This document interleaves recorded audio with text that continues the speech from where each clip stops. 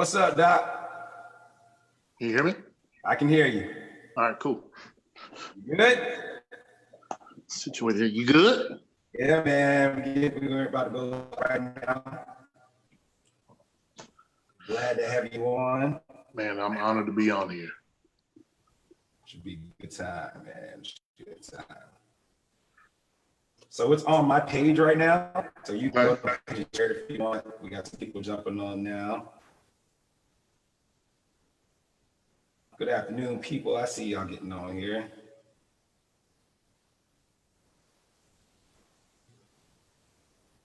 Yep. There we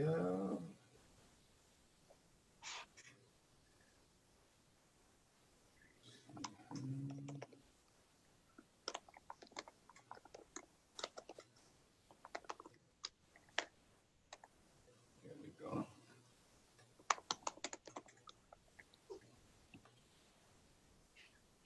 Hey, people, I see y'all getting on. What's up? What's up?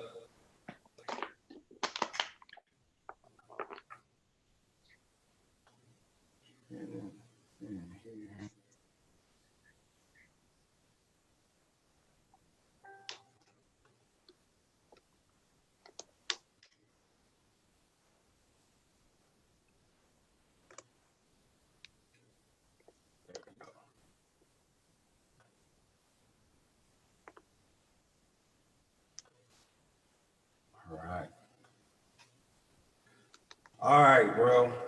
All is well with you, man? Man, all is well, Doc. When I tell you, I can't complain, not one bit. The Lord has been good. The Lord has been so good. What about you? Oh, man, I'm awesome. I'm doing well. So trying to survive this Florida heat, but other than that. Listen, y'all got it. And y'all can keep it. You can keep it. I don't want no parts. It is crazy. So, all right, we got a couple people on here now, man. That's it. Y'all know what it is, guys. It's Darnel here with Let's Talk Worship. It's Thursday at 2 o'clock. We've been doing this for a couple of weeks now. It's been phenomenal. This past Tuesday, we had Trinity Anderson on here, and phenomenal. She's a gift. Yes, man, that voice, and she's anointed to do what she does. And it took off, and so we're just so honored. But y'all know what I say, let's make Jesus famous and let's take worship worldwide. Hit that share button. Let's put it out there. I would encourage you today, tag your worship leaders, tag your ministers of music, tag musicians, MDs, tag your pastors too. I keep saying it, tag them, get them all in here. We're gonna talk some stuff and talk about a couple of different things. Today, my special guest is Mr. Shawn Bigby. So Shawn, tell us a little bit about yourself, where you're from, where you're serving at, and so forth before we dive in. Cool. So again, my name is Shawn Bigby, and I am originally from Anderson, South Carolina, and not really a popular place, but if you've seen the Black Panther, Chadwick Boseman is from Anderson. If you've ever seen the movie Radio, that took place all in Anderson, South Carolina. So that's our claim to fame.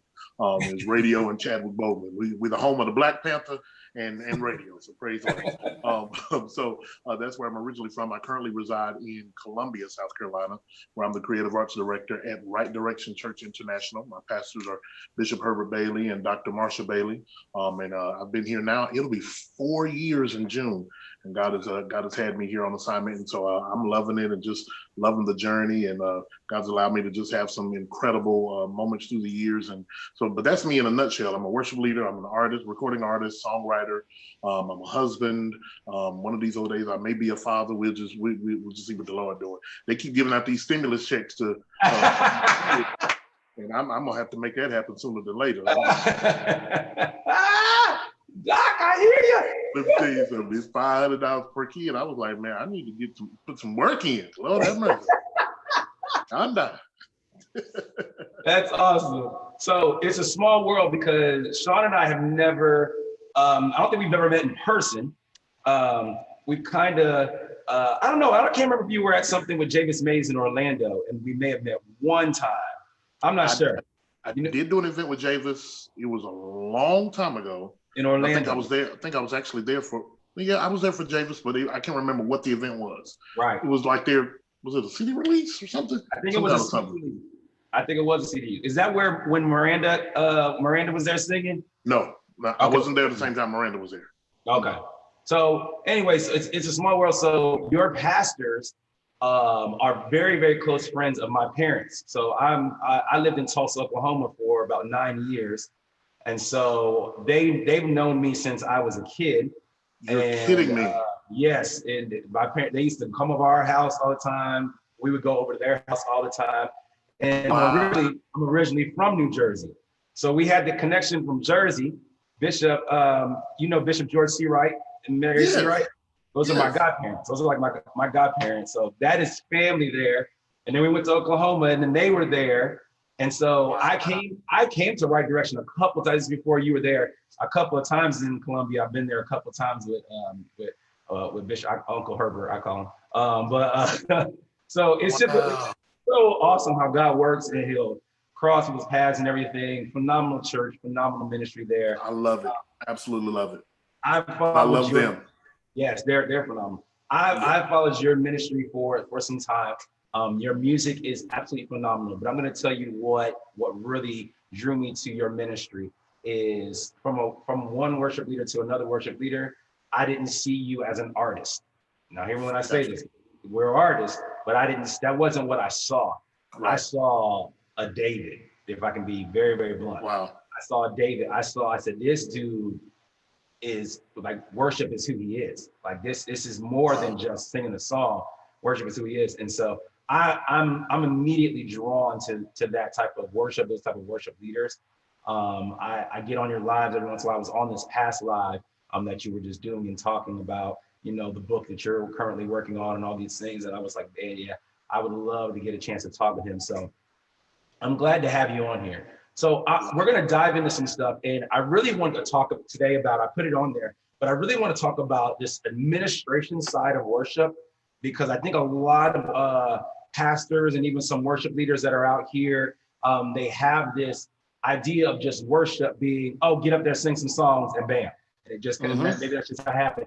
You tell the musician what to play and y'all sing some songs. And a lot of people don't realize, or I say it, even from the congregation point of view, they just see us and they say, yeah, they just pick songs and sing. And they don't realize the business aspect, you know, the administration things that go behind the scenes before you walk out on a stage on a Sunday. Right. So I want to definitely we're going to dive into that administration side, because we've got some pastors on here. I see them on here now. And that's been a lot of the questions that we've actually had. They want to know, you know, first of all, how can we assist the worship leader? How can we assist the minister of music? So we'll talk about that. But I've asked this question, everybody that's been on this so far. I'm going to ask you this question. Before the pandemic, we were worshiping as a church, coming into a building and doing things. Since the pandemic has happened, have you seen a shift in people's worship? I have seen a shift in people's worship. One of the things that I believe that's happened because of this pandemic has been, I think, is a little twofold. So you're starting to see now, from the pastor to the worship leader to the minister of music, who was doing it because of the crowd, and who was, you know, feeding off of the crowd, and who was doing it from their heart. And so, and the way you can tell is, can you worship at your house? Because the truth, if we tell the truth, because there is for lack of a better word, an entertainment aspect to what we do, we enjoy crowds. I know I do. There's an energy that comes when there's a corporate experience and we're just all together in one place. And so it's a little bit different when you have to really focus in an empty room and still facilitate a corporate experience to which people are not responding to. Yeah. You hear no response, you get no response, but yet in your mind, you have to know, you have to already have had. So that's why your private relationship is important. I had to already be a worshiper before I got to any stage to know how to navigate still through the presence of God, because God was still there whether people were there or not. And so I think this is really revealing to those who is really revealing people who have already had it prior to, and now those who are kind of really having to reassess and say, man, my walk with God wasn't what I thought it was. Ooh, yeah. I mean, and that's a real place, you know what I'm saying? And that's not a knock on anybody, but it really kind of makes you key in. I really had to key in on some areas. I was like, man, I really do depend on the environment that's produced from people being in a place. And so now, without that being there, I have to create my own energy. I have to create my own, create my own atmosphere and all of that kind of stuff. So Yeah, yeah, man. it's been a lot. That and you hit it on the nail on the head. I think almost every worship leader I've talked with in these past few weeks have all kind of said the same thing. We've had to come to a place where we are so used to seeing people in the audience and responding to me telling them to do something and them doing it, and it's almost like it creates this hype, this real hype. And now we go into a building, if you're pre-recording your worship and there's nobody there, and okay, who do I talk to? I mentioned this on the last two sessions. Trinity was on last week, and I told her pastor, Pastor William McDowell, said something phenomenal a couple of years ago, and it's just always stuck with me. But he said we have to learn not to command people, but that we command the atmosphere. Yeah. Command the atmosphere and not the people. And I said, man, that's powerful. My mom said something a couple of weeks ago when we first started this. She said, in this time, what we're seeing is you see God kicking the fluff out of the church. Mm-hmm. Like all that stuff that was so materialistic and all this was so vital. Yes, all these things that we counted as like, oh, it has to happen. He's kicking all that out, and now you have to get to this realness where you are really evaluating, was I in the right position? You know what I'm saying? Was my posture right before I even stepped foot out on that stage? What was I doing this for? Like, why am I here? So that's powerful. That's awesome that you said that. So I want to dive in. I want to talk about this administration side of worship. We talked a lot about the supernatural and the spiritual. Sometimes we can over spiritualize this whole thing a whole lot. But I want to talk about the importance of the administration side and the importance of having the business part together when it comes to worship. And you talk phenomenally about that a number of times with these ministers of music and making sure they have things lined up. So I want you to share your heart where you are with that just a little bit. So ironically, administration is not my strong suit as far as the gifting is concerned. That's not an area that I excel in. And so it's very funny when I got hired for my position where I am now at Right Direction, that one of the things that we talked about was they asked me, so how are you administratively? And I was like, now, let me go ahead and tell you this now. When it comes to big picture and vision and creativity and all of that, I'm there all day long. Let's do it. Let's come up with something. Let's do this and all of this kind of stuff. When it comes to figuring out the little small steps to make all of that stuff happen, not me at all. Not a strong suit of mine. And so they've paired me. I have a wonderful assistant. Her name is Michelle, and she is left brain. She is my left brain. So when I get the vision for whatever it is, as far as worship is concerned and all of that, I get the vision for it, and she goes into like overdrive with, okay, now here's what we need to do, and we need to coordinate with this person, and we need to coordinate with this person and make sure that this is all here, because it is, for me, it's more than just leading worship or being the minister of music there at the church. That we have sound that has to be, that they have to be looped into situations. We have audio visual ministry that has to be looped into the situation, and I'm responsible for all of that because it's done during our worship service. And so that doesn't mean that I have to do it.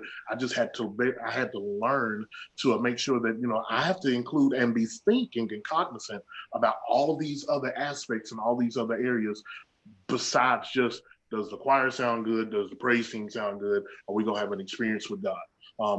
There's so many other aspects to what we do on a Sunday morning. So I want to encourage every worship leader, minister of music, whatever. You probably have way more gifts that are among you that could be utilized in the service, but it takes someone who has it on their brain space to say, man, we could present in excellence something else besides just music ministry. We can, and it takes somebody who's administratively sound to put those nuts and bolts together. There's nothing worse, in my personal opinion, than getting to a place like, I travel doing ministry as well. And so nothing worse than getting to a place and being told one thing, but then not being given instruction on how to do all of that kind of stuff. Like, this ain't my church. You know what I'm saying?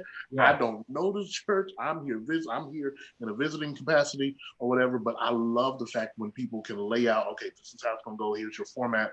This is this. It allows me to be in order. And that's all administration does, just gives you an order to things. It allows you to prepare for stuff. And I think the reason we over spiritualize it is because we think that God is more powerful in the extemporaneous moment. Yeah, I hear But you. God is a prepared God. Like when God would tell the children of Israel like how He wanted certain sacrifices and stuff to be done, He laid out what He wanted. Yes, It sir. wasn't like the day of. He just said, okay, y'all, I want y'all to do this. No, it was like, okay, now when you go and you tell them to do this, tell them to cut it this way. The sacrifice needs to be done this way. I only want these kind of animals. I only want this, and I only want this. And so it took time to prepare for what it was that God wants to do. So God not only operates in the extemporaneous, He operates in the prepared. So we have to do my bishop says this all the time. He said it's our responsibility to do all we can in the natural, and then it's God's responsibility to add His super to it, causing it to be supernatural. And so when we approach life like that, when we approach ministry like that, and when we approach worship like that, that we can be prepared.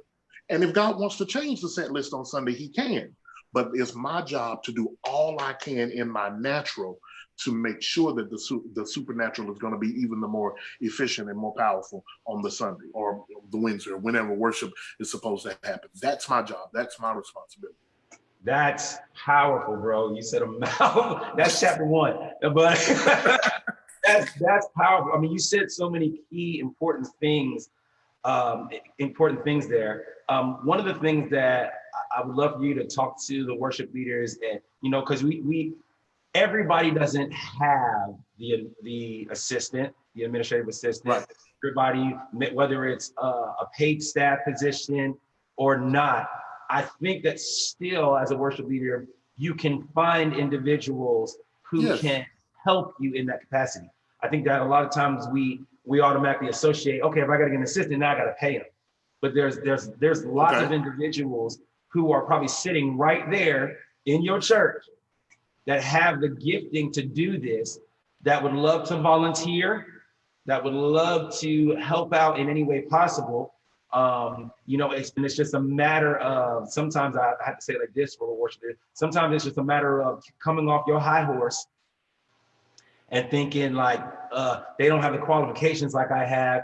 They haven't been doing this as long as I have, and understanding that you need help.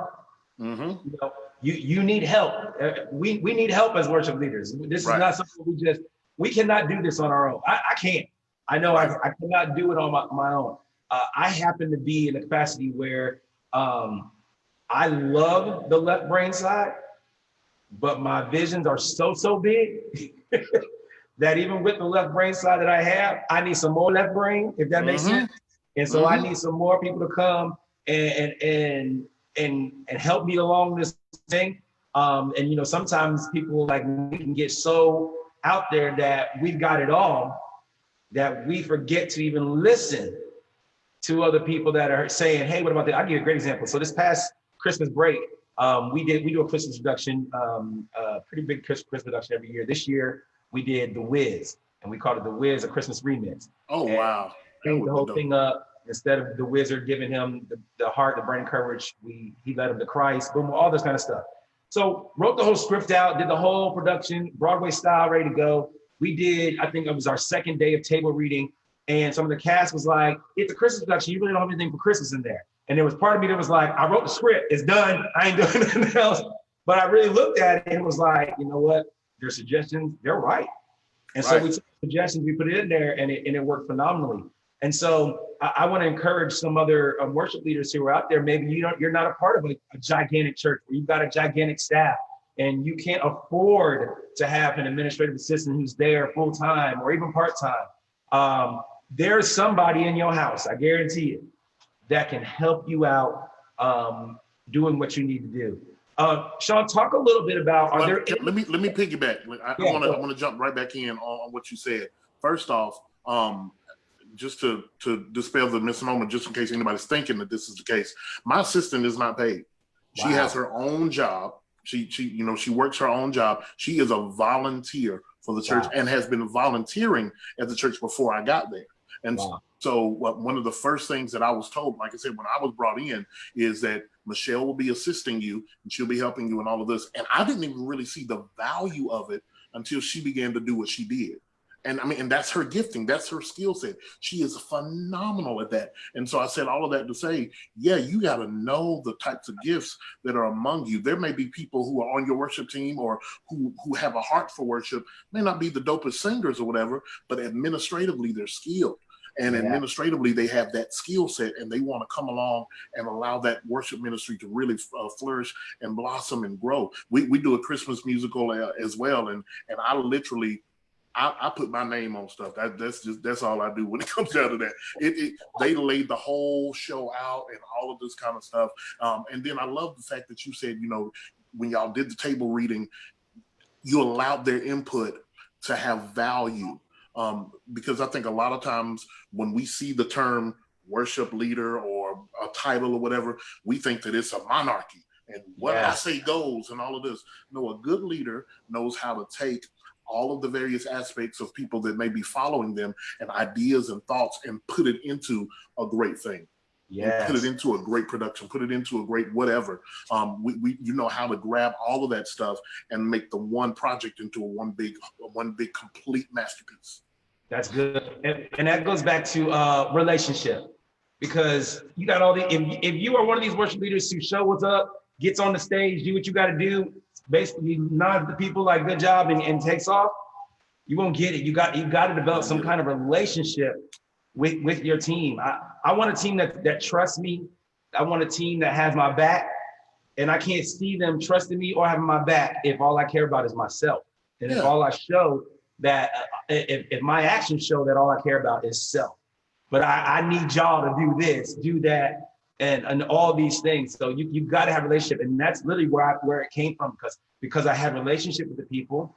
I was able to talk with them. I was able to hear their let them vocalize what their concerns were, where they were at. All these things, you know, you gotta have a relationship with your team so that you can get and pull. And that's the other part of it too. That's another sign of a great leader, is being able to notice something in people and help them pull it out. Help them, right? Help them to pull it out.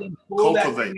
Yeah, absolutely. This year, I went into 2020 and I said, God, I need help. Because I got to this church where I'm at now. I've been here about 2.5 years. It'll be 3 years in October. And it was 2 singers and a drummer. Mm-hmm. And I was like, Lord Jesus, you know, help me, God.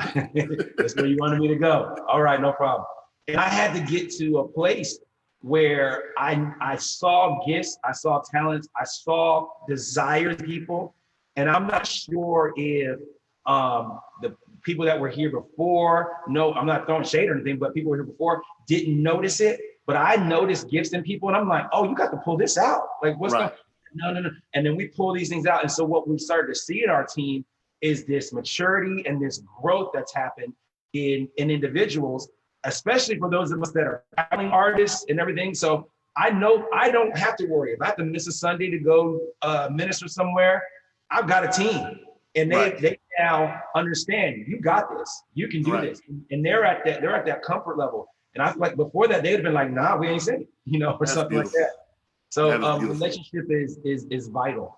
Shawn, tell me some things that you guys use. Are there any tools or any things that you use in your music ministry administratively, or things that you use to kind of help you in your process? Absolutely. One of our biggest, most important tools is Planning Center. So we use Planning Center to facilitate, to help facilitate our worship. We're actually in the process of changing it to where our whole church is going to be using Planning Center. And so, exactly. So, I mean, you know, the services will be laid out and all of that kind of stuff. It allows us to stay connected. It allows me to get information out in a very quick way. You know, I plan my worship set out probably a whole month ahead. Typically, again, doesn't mean that I'm not going to change it, because I do. I change it Sunday to Sunday, to be honest with you. But at least it gives them, it lets them know that I'm thinking ahead, thinking about what's on our plate, thinking about what we have to do, and allows them to be even the more prepared. And see, when you're prepared in that aspect, you can hold them more accountable versus not being prepared in that. So if I give you the music a whole month ahead, there's no reason you shouldn't have it learned by the time we get to it. Yes, sir. There's no reason. You've had it a month. Yeah. So yeah, you really get to hold their feet to the fire per se on that. And let you come into my rehearsal practicing. Listen, Now listen. I'm in rehearsal practicing when we done all practiced at home and practice everywhere else, and you got to wait on you because you just now practicing. I hate practice. I hate rehearsals. And again, because I'm a big vision person. So my thought is, when I get to rehearsal, I really want to see what Sunday's gonna look and feel like. Mm-hmm. So I'm expecting, let's hit the stage, let's do what we got to do, so that I can feel kind of how the moments are gonna kind of go and what my flow is gonna be like.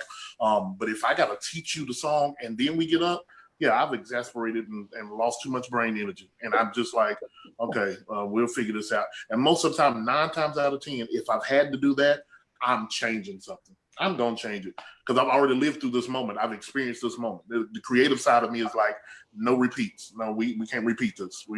This will not be repeated yet. That's good. So tell me. So Planet Center is obviously key. That I'm big Planet Center. I'm like you. I know some of my teams on here talking junk about it, but that's fine. But I know that I'm a minimum of a month out. There may be some times I may try to go 6 weeks, just try to get an edge or whatever, but I'm a minimum of a month out. And it's for that reason too. The music is there. Don't say you couldn't tell me it wasn't there. Musicians, it was there. We use multi-tracks, some stems with our sound and everything. It was right there. Don't tell me you didn't know. It was right there. We put the whole thing out, lyrics, all the above. So when we come into rehearsal, now, and I understand this as with some of the singers and everything, I'm not expecting you to have it 100%, but I expect you to have the melody. Melody at least, and the words. And the words, there's the melody and the words. Here's the diction of it and all this kind of stuff. So this will make me mad. Don't come in my rehearsal doing this. So you didn't look at this beforehand? Man, come on. They pull their phones out. I tell them, I say, y'all better be recording what we're doing. That must be the only thing y'all might be doing is record what we're doing. But that's critical. Tell me, how does your rehearsal flow work? How do you guys do your rehearsals?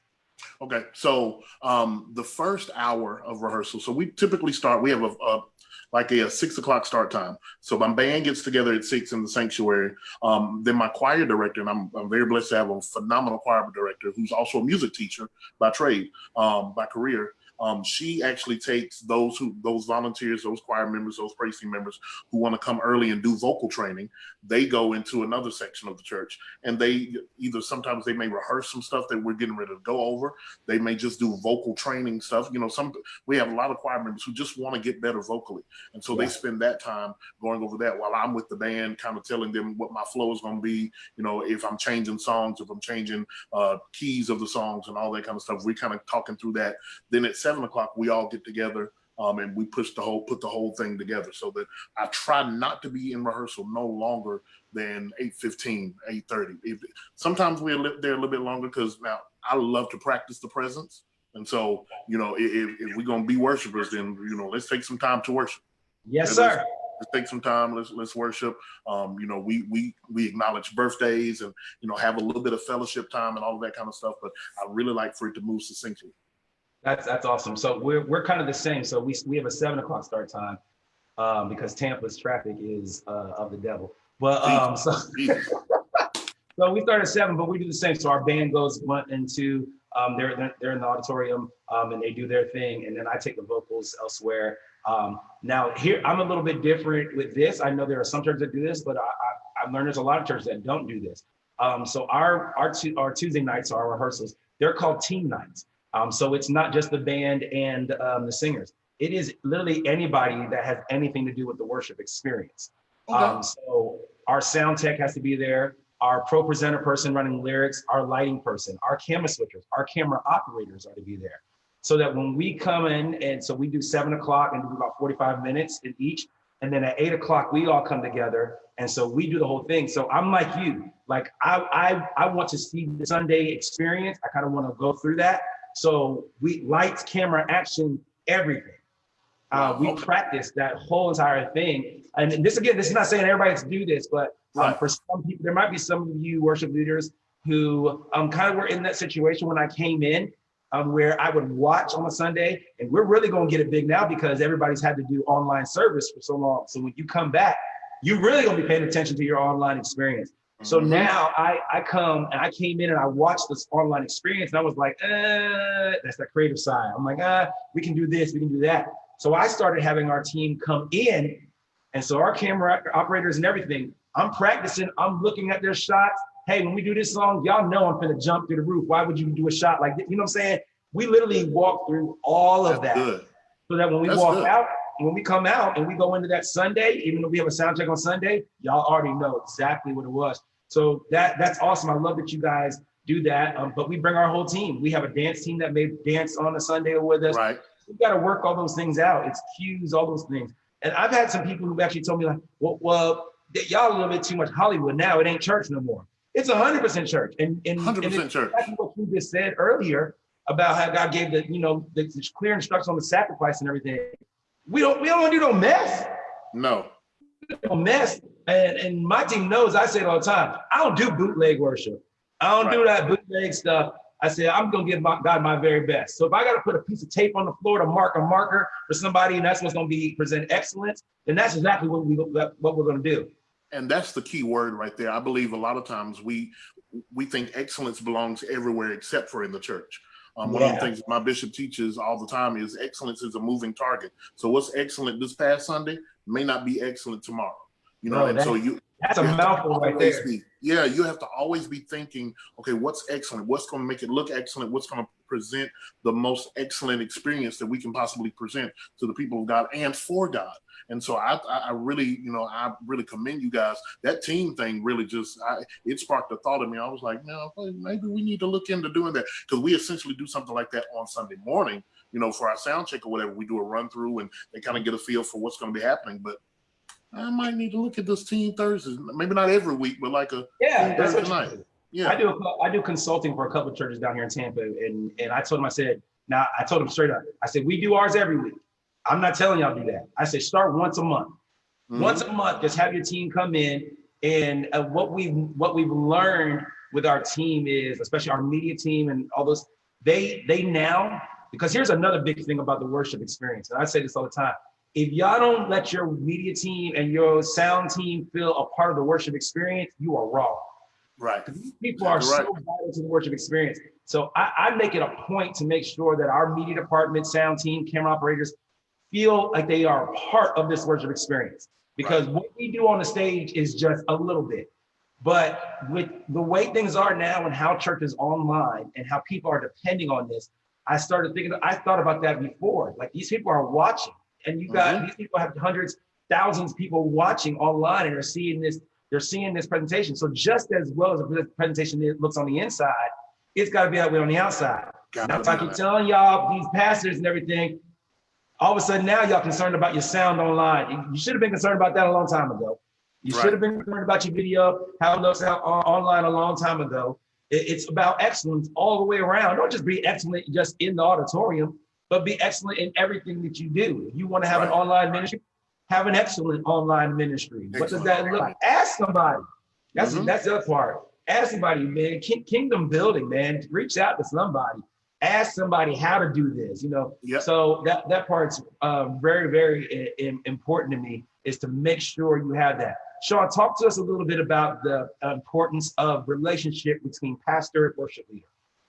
That relationship is vital, is essential, because you have to be, and I'm not saying y'all have to be the best of friends, but you also have to understand, I believe as a worship leader, you have to understand the heart of your pastor. You have to understand the vision of your pastor. You have to understand your pastor's vision for the worship ministry.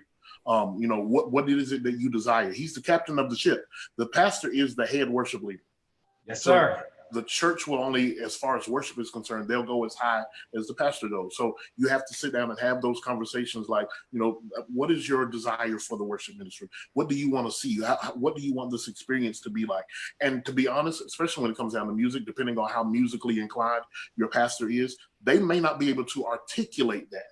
Right. They may not have the words to articulate, I want it to feel like this and sound like this and all of this. And so you may have to provide them with resources. You may have to provide them with, let's bring up some websites and let's look up some other churches. Let's look at, what experiences bless you.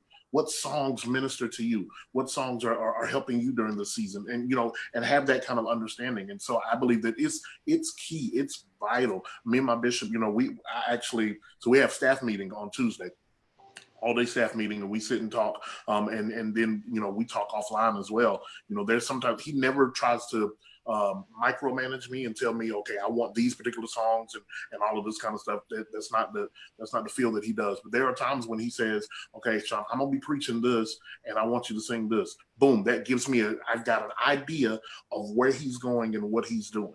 And then I also check in with him. I check in with him periodically and say, okay, Bishop, kind of where are you right now? What's going on as far as, what are you wanting? What are we talking about? What are you sensing? Those types of things. And you have to have those kind of conversations. And I believe that they're key and they're essential to establishing the rapport of your worship ministry and causing those to marry and align. That's my pastor, and I didn't have this really at any other church that I've served in, and no knock to any of them, but one of the things I love about where I'm at is my pastor every month has a creative team meeting, a creative planning meeting. And it's not just the creative part of how we can do this, but he literally lines out, this is where I am, this is what God's showing me, here's the series title, this is where I'm talking about every single week, this is where I'm going with this is why I'm gonna do this is what I'm thinking about doing here, this is what. And so as a creative and arts worship director, that is it's like that's my steak on a plate, because I go and I go, whoa. Okay, so while we talk about planning our sets a month in advance and why they may change, well, we get these moments like this and say, man, he's gonna do this. Man, wouldn't it be cool to start with this and come here? And so we're able to have conversation and dialogue and say, Pastor, what do you think about this? And then even so we bounce off each other. And that's what I love about the worship leader and pastor relationship. And that's literally what it should be. You should be able to feel comfortable, number one, but be able to dialogue and bounce things off each other. I've literally gone into places with my pastor and he said stuff and I go, man, Pastor, that makes me think of this. And I come back to him and said, Pastor, this song, what do we do this? He goes, you know what? That is gonna fit and I can do this. So it's not necessarily going in and trying to change anything. Right. It's really about making sure that you're on the same page. And I would say that for most worship leaders who have these questions about being frustrated where they are and these different things, if you don't have a relationship with your pastor, you're going to be frustrated. You're going to be frustrated. You're going to be frustrated. Yeah. And so making sure, that's why it's so important that you have that relationship and that you're able to talk. Because I would say this, if you are that frustrated, if you are not on the same page with your pastor, you need to pray, because you might be in the wrong house. So you know what, and here's the thing, one of the things that's really so key about having that relationship with your pastor is you find out what his quirks and things are. So in your situation, you say your pastor he lays out that creatively and all of that kind of stuff and pretty much lets your mind go. And so my pastor, again, he doesn't micromanage, and I'm not saying your pastor micromanages, but because he's big vision, he lays out the big vision of what he wants. And he's not a nuts and bolts type of guy. He has logistical people that are around him, that all of that kind of stuff. And so it's my responsibility.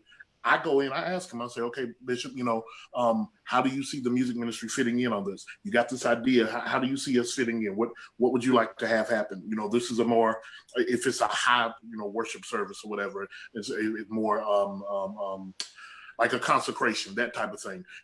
What do you want? Is there a certain style you want us to do? Certain style of songs you want us to do? On communion Sundays, do you want us to keep it more hymns? I remember he wanted to put more reverence on the way we handle communion. And so we actually take that time out now.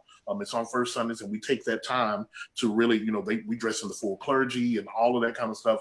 He really takes the time to reverence that moment of communion instead of, okay, grab your stuff. And no, he lays it all out. And so I said, okay, Bishop, since you want it that way, what do you think musically? Do you think we should just stick to hymns and just keep it, keep the hymns and keep it more of a traditional kind of Eucharist type moment? He was like, yeah, that's gonna be good. Let's just do hymns. And so that's what we do. We sing hymns during that time. Nothing contemporary or anything of that nature, just to kind of give it that reverence or whatever. And so it takes, having those conversations, but I'm learning his mind. I'm learning how he thinks, and I'm not expecting him to think for me. I think about the thoughts that pertain to my area, and I bring them to them so that he can kind of figure it out and see what he wants for that. So yeah, I love it. That's powerful. That's good stuff right there. So let me ask, I'm gonna follow up this question with this. And by the way, if anybody's watching on here and you have questions for Shawn or myself, you have questions, want to get some more insight, please go ahead and put them in the chat. We'll read them, we'll try to address them and answer them the best we can. You can put your questions right there in that chat and we'll try to address them. So I talked about before the pandemic, we were worshiping, and then during the pandemic, what's happening? Has Holy Spirit been talking to you? Have you been sensing anything for when we come out of this, what worship will actually look like?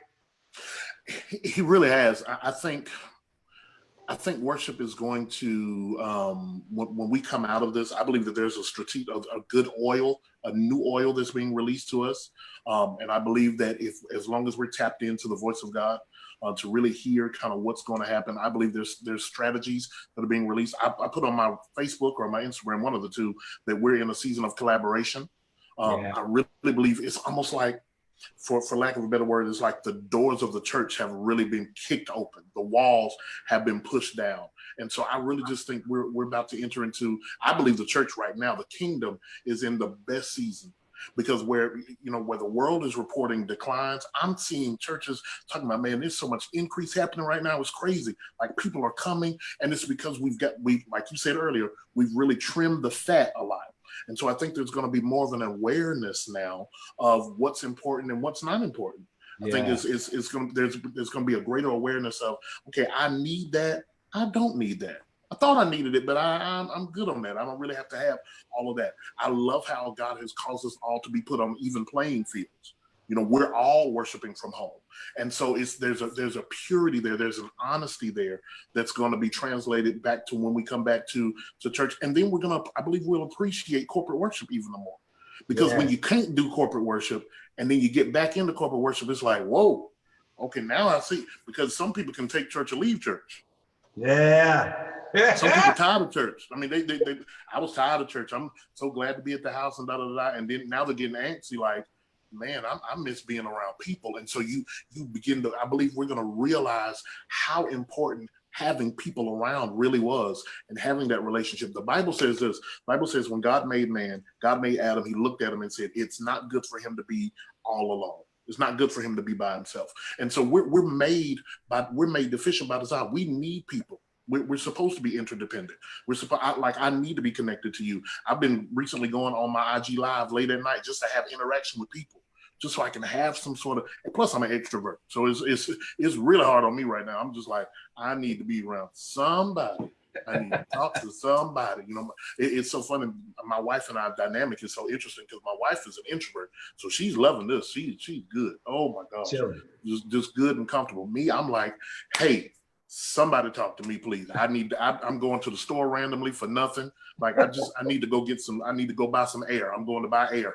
I need to go. And so but I believe we're going to have such a greater appreciation and awareness when we get back to worship, when we get back to the corporate worship experience of just what really is vital, what really is important, and what's not. And like I said, I really believe that people are starting to see God and sense God in a new way. So it's exciting. I'm excited about what's to come and what's about to happen and where we're going to be going from this. Because it's not going to be a return to normal. Yeah. There's not going to be a sense of normalcy. So I want everybody to get that out of their minds. Even from a natural standpoint, there's not going to be this influx of people coming back to the church. It's not going to work that way. We're not going to be able to work that way, especially until there's a vaccine or something. Right. We're not going to, you're still going to have to socially distance. You're still going to have certain things, certain parameters in place from a health standpoint. But there's not going to be a return to normalcy. And I believe that on the spiritual side as well as the natural side. And so I'm really excited about what God's going to do. When we can return to corporate worship and the corporate fellowship. I'm really excited about how he's going to bless and how he's going to move. And the new folks that have come in. You said a word that is ringing in my heart now, but the word awareness. Yeah. It stands out to me so much because I've sensed for a while that when we do get back, just the get back part, we're not saying normal or anything else because it ain't going to be normal.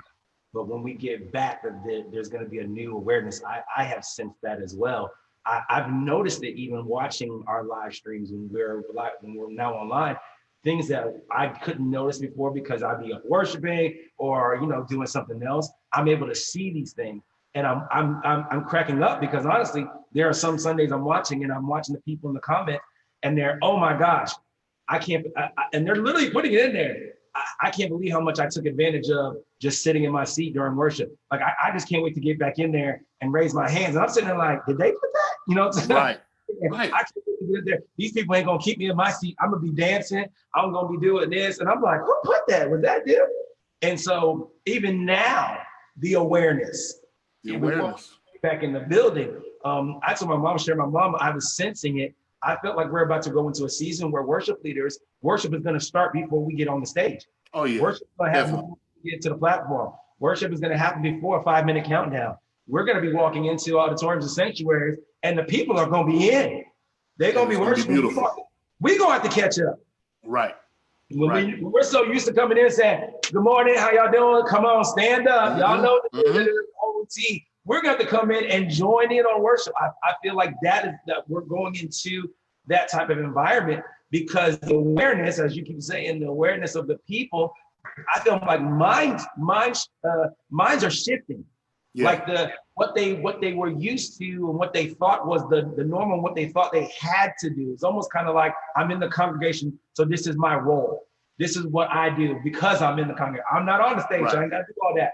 This is where I'm at. I feel like they're all changing those mindsets, and that this new awareness is coming up where they're now very, very much in tune with Holy Spirit because they don't have all the people around them. And so now here's what's happening. I really said, you can hear the voice of God clearer now. You can, right. It was almost like because all the people were around you, they distract you from hearing Holy Spirit. And now you get more one-on-one time, Holy Spirit saying something. And some of us are out here like, who was that? And God talking. Now that I got your attention, now that I got you alone, now that I got you by yourself, let me share some stuff with you that I've been trying to share with you for years that you never heard me say. You know, so but it's all about during this time coming closer to God. Yes, sir. So that you can get those instructions and you can hear. I've been reading Exodus 3, like 1 through 5. And I never saw this before. And I was reading it in the New Living Translation, but it's the story of Moses and the burning bush. And so, you know, the bush, obviously the bush catches on fire. That's not a new occurrence. It was in the desert. So, you know, stuff burns up in the desert. But what Moses was so amazed at was the fact that there was this bush that was on fire, but it would not consume. It would not burn up. It just wouldn't go away. And so, and the Bible says that Moses, when he looked to see it, he said, let me get closer to see what's really going on. And it's not until he decides to get closer that God says, okay, wait a minute, Moses. Check this out. You need to take off your shoes because where you're standing at is holy ground. And he's like, okay, now what's going on? And God begins to explain to him who he is. And so I believe that this moment is a burning bush moment. It's a moment to get our attention. And as God has gotten our attention, he's like, I'm going to see if you get closer. If you get closer, then I'm giving you instruction. If not, it's just another experience. Yeah. Shawn, I don't even know what to say after that because that's powerful right there. That's powerful. It wasn't until he got closer. That God all of a sudden said, now where you standing. I just shared this with my worship team today because even in the fact of this burning bush, I believe we all have burning bush moments. And I'm not just calling the pandemic a burning bush moment, but like there are dreams that people have, there are ideas. Find those areas in your life that like are consumed, like they keep burning. It just keeps burning. That dream that just keeps burning, it won't go out. Maybe the reason that it won't go out is because it's waiting on you to draw close to it. Start doing some research on it so that God can give you some instruction as to what to do in that area.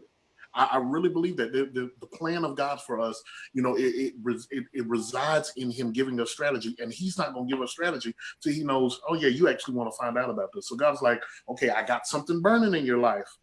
Let's see if you come to see what it's all about. If you see what it's all about, then I'll give you the instruction. If not, then cool, it'll just keep burning.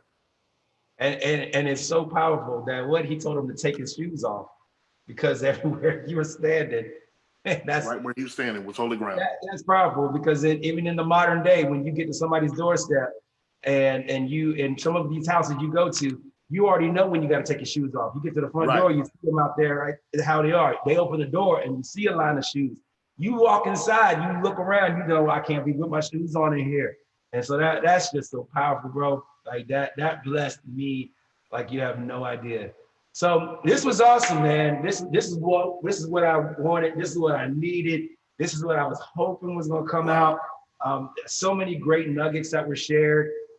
If there was anybody that had any questions, I didn't really see anything. Everybody was kind of commenting like your points, man. They over here taking notes and stuff. So this was absolutely powerful. If you guys enjoyed Shawn Bigby, man, put some hearts in there, some thumbs up in there, put some likes in there. We appreciate it. Shawn, tell people where they can find your music at. Sure.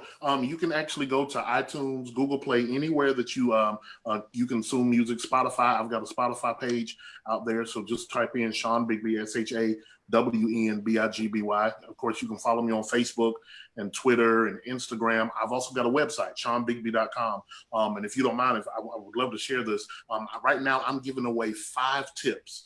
5 tips to being a good worship leader, 5 tips for worship leaders. So if you go to my website, ShawnBigby.com, and you sign up for our Worship Community United, I'm giving you 5 free tips right there to be an effective, good worship leader.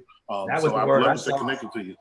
5 essentials that's were effective. That's my thing. I said, I want to be effective. I want to be a worship leader. I want to be effective. Effective. That's it. Yes, sir. So this was powerful, man. Thank you so much for being on here. Thank you. I'm honored. We are going to connect one day. Somehow I know it. I know that this moment right here is just the beginning. And right. We'll connect one day soon. I appreciate it. We've got so many mutual friends anyway. Somehow we're gonna work our paths. Well, now we ain't just gonna have mutual friends. We friends. We brothers. We friends. We there. Please give my love to Bishop and First Lady. I love them with all my heart. Thank you guys so much for being on here. For everybody that's watching on here tomorrow morning, 11 a.m., we're going to be back here with morning worship, Floodgate Friday. We'll open the floodgates. It's going to be awesome. Appreciate you guys. And we're back next Tuesday for Let's Talk Worship with myself and special guests. And you just stay tuned for that. But we appreciate it. Shawn, thank you again so much, bro. Thank you, bro. Thank you.